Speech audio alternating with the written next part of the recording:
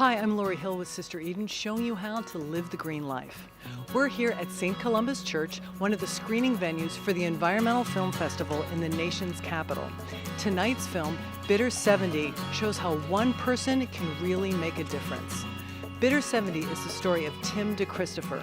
In 2008, when Tim was a 27-year-old undergraduate, he derailed the Bush administration's last-minute and much disputed oil and gas lease auction put on by the Federal Bureau of Land Management. So what was up for bid? Thousands of acres of scenic Utah land. So what did Tim do? Acting as Bitter 70, Tim bid $1.7 million and won 22,000 acres of land, with no intention to pay for it or drill on it in order to safeguard the land so that we all could enjoy it. Bitter 70 is the story of Tim's active civil disobedience, his trial, and his ongoing conviction, of which he is serving 2 years. People are arriving, the movie's about to begin, so we'll check back with you soon. While we're watching the movie, here's the trailer for Bitter 70. I've 2 1/4 in the back and not a 2 1/2. 2 1/2 to 2. Thank you, I have 3 1/2. They said, "Hi, are you here for the auction?" And I said, "Yes, I am." And they said, "Are you here to be a bidder?" And I said, "Well, yes, I am." Sold $50, bidder number 70. Bidder 70. An environmentalist threw a controversial oil and gas lease auction into turmoil today. Well, Tim DeChristopher says he's willing to go to jail, and it's possible that's where he'll wind up. I think it's fair to say you are unrepentant. Yes, I think that would be fair to say. This is the formal charges against me. United States of America versus Tim DeChristopher. Do you feel outnumbered? A little bit. 300 million to 1. When you take a courageous action that's based in heart and courage, as Tim did, you'll have people stand with you and beside you and follow in your footsteps.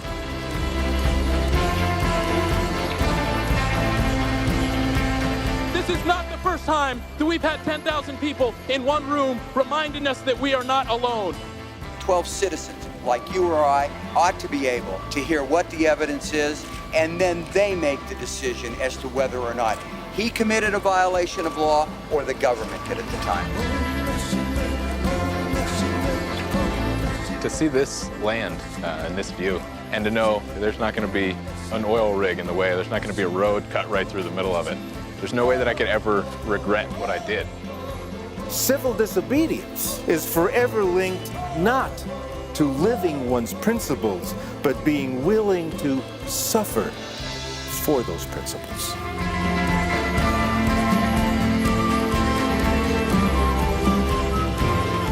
When they close that door behind you, they don't open up till they decide to let you go. If there was ever a moment in history for us to stand for climate justice, this is that moment.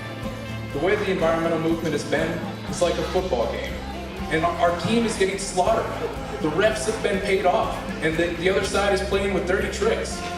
And so it's no longer acceptable for us to stay in the stands. It's time to rush the field. And it's time to stop the game.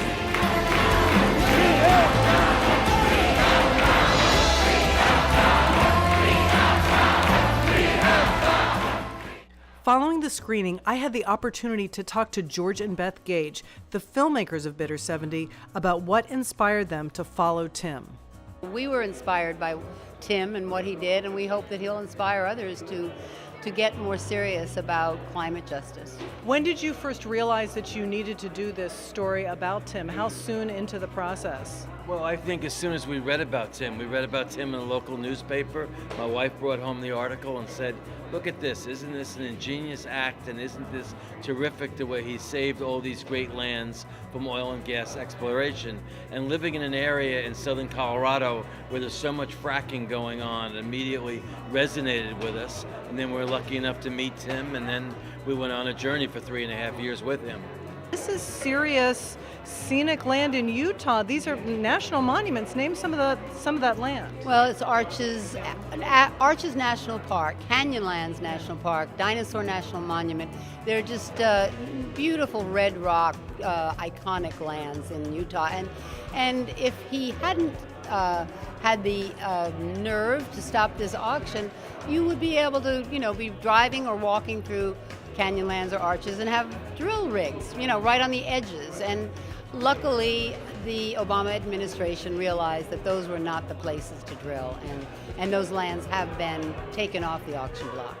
This is the future. We really are kind of complacent, and one day to the next it doesn't look that different unless you just happen to be where Katrina or Sandy or the icebergs are melting or things like that. I think we just have to take it more seriously and be really much more committed. The problems of the world can seem really overwhelming, and you may wonder if one person really can make a difference. But Bitter 70 shows that one person really can make a difference.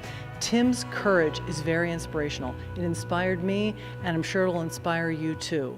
I encourage you to check out this film as well as all the others offered at the Environmental Film Festival, whether you watch them here in DC or in your own city.